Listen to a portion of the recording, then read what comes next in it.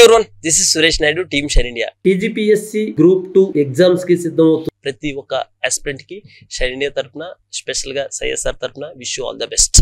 కష్టపడి ఎగ్జామ్ కి సిద్ధమవుతున్న ప్రతి ఒక్క ఆస్పిరెంట్ పాటించాల్సిన 3 జాగ్రత్తల్లో ఫస్ట్ వన్, ఎగ్జామ్ కు 1 అవర్ ముందు ఉండాలి. ఎందుకు ఎగ్జామ్ కు 1 అవర్ ముందు ఉండాలి అంటే, ఇప్పటి వరకు మన ప్రిపరేషన్ అనేది ఒక ప్లేస్ లో కూర్చొని ప్రిపేర్ అవ్వడం జరిగింది. కానీ ఎగ్జామ్ కి అనేది ఒక ప్లేస్ నుండి ఇంకో ప్లేస్ కి జర్నీ చేస్తాం కాబట్టి ఆటోమేటిక్ గా చిన్న చిన్న issues like headache, dehydration, hall ticket miss అవ్వడం లాంటి చిన్న చిన్న ఇష్యూస్ ని మనం రిపేర్ చేసుకోవడానికి అట్లీస్ట్ 1 అవర్ ముందు ఉండడం చాలా అవసరం.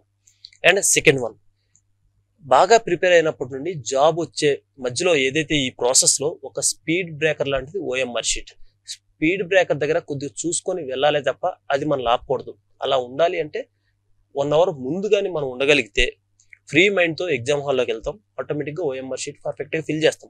ఓఎంఆర్ షీట్ పర్ఫెక్ట్ గా ఫిల్ చేసినట్లయితే ఆటోమేటిక్ గా మీకు జాబ్ వచ్చినట్టే. ఎందుకు జాబ్ వచ్చినట్టు? మీరు బాగా కష్టపడి ప్రిపేర్ అయ్యి ఉంటారు.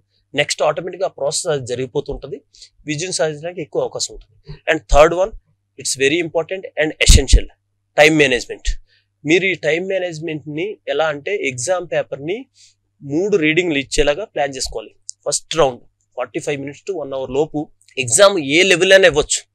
అందులో అట్లీస్ట్ 30% క్వశ్చన్స్ ఈజీగా ఉంటాయి. అందుకని మొత్తం 150 క్వశ్చన్లు చూడగలగాలి. వచ్చినట్టే ఓఎంఆర్ షీట్ లో పెట్టుకొని వెళ్ళిపోవాలి.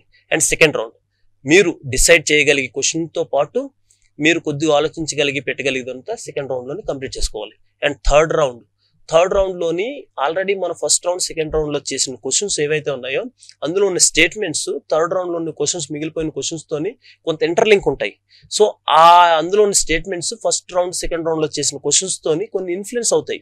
ఆటోమేటిక్ గా థర్డ్ రౌండ్ లో కూడా కొన్ని క్వశ్చన్స్ మనకు అడిషనల్ గా మనకి స్కోర్ చేయడానికి ఎక్కువ స్కోప్ ఉంటుంది. అందుకని గుర్తుపెట్టుకోండి, పేపర్ ని మాత్రం 3 రౌండ్లలో, అంటే first reading, second reading, third reading లో మీరు చేయగలిగితే ఆటోమేటిక్ గా ఇప్పటి వరకు మీరు చేసిన ప్రాక్టీస్ టెస్టులతో పోల్చుకుంటే ఖచ్చితంగా 10 మార్క్స్ అడిషనల్ గా మీరు స్కోర్ చేయడానికి ఎక్కువ స్కోప్ ఉంటుంది. అందుకని గుర్తుపెట్టుకోండి, టైం మేనేజ్మెంట్ చాలా ఇంపార్టెంట్. మీరు కరెక్ట్ గా ప్లాన్ చేసుకోగలిగితే ఖచ్చితంగా మీరు అనుకున్న లక్ష్యాలని తప్పకుండా ఈ ఎగ్జామ్ ద్వారా మీరు సక్సెస్ అవుతారని మనస్ఫూర్తిగా కోరుకుంటూ, team shine India. Thank you so much.